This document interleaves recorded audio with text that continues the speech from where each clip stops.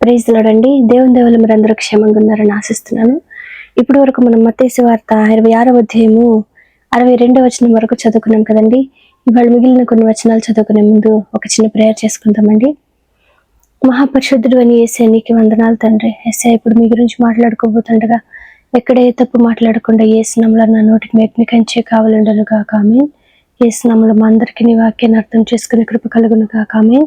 యేసు నామములో అడుగుచున్నాం తండ్రి ఆమేన్.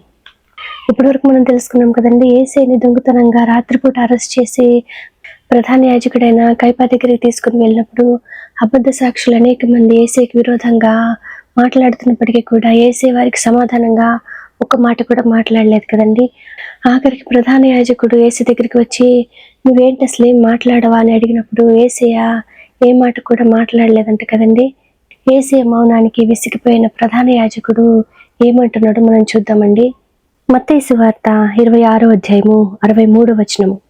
అందుకు ప్రధాన యాజకుడు ఆయనను చూచి నీవు దేవుని కుమారుడు అయిన క్రీస్తు అయితే ఆ మాట మాతో చెప్పుమని జీవము గల దేవుని తోడని నీకు ఆనబెట్టుచున్నాను అనెను కదండి. ప్రధాన యాజకుడు ఎప్పుడైతే అలా అన్నాడో యేసు ఏమంటున్నారో మనం చూద్దామండి.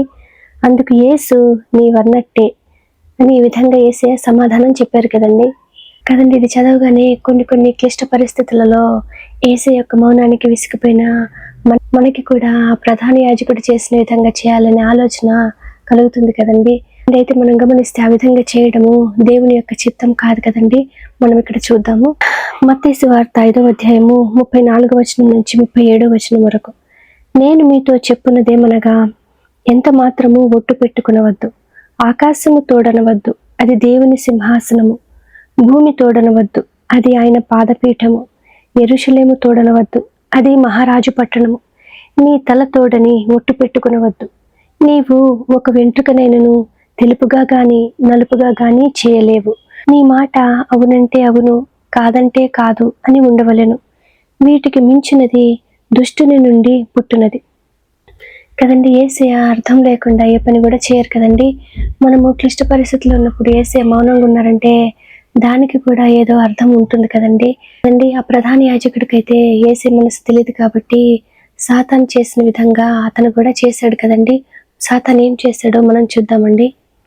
మార్కు సువార్త 5వ అధ్యాయము 7వ వచనము. యేసు సర్వోన్నతుడైన దేవుని కుమారుడా, నాతో నీకేమి, నన్ను బాధపరచుకుము అని దేవుని పేరట నీకు ఆనబెట్టుచున్నానని బిగ్గరగా కేకలు వేసెను కదండి. ఇక్కడ సాతాను ఏ పని అయితే చేశాడో యేసు యొక్క మనసు తెలియని ప్రధాన యాజకుడు కూడా అదే పని చేశాడు కదండి. కానీ యేసు మనసు తెలుసుకున్న మనము ఆ విధంగా చేయకూడదు కదండి.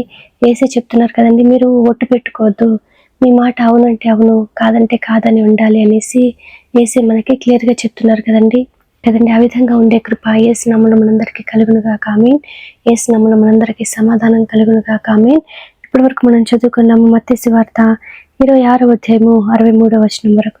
వాక్యాన్ని అర్థం చేసుకునే కృప యేసు నామములో మనందరికీ కలుగునుగా ఆమేన్. యేసు నామములో మనందరికీ సమాధానం కలుగునుగా ఆమేన్. Praise the lord.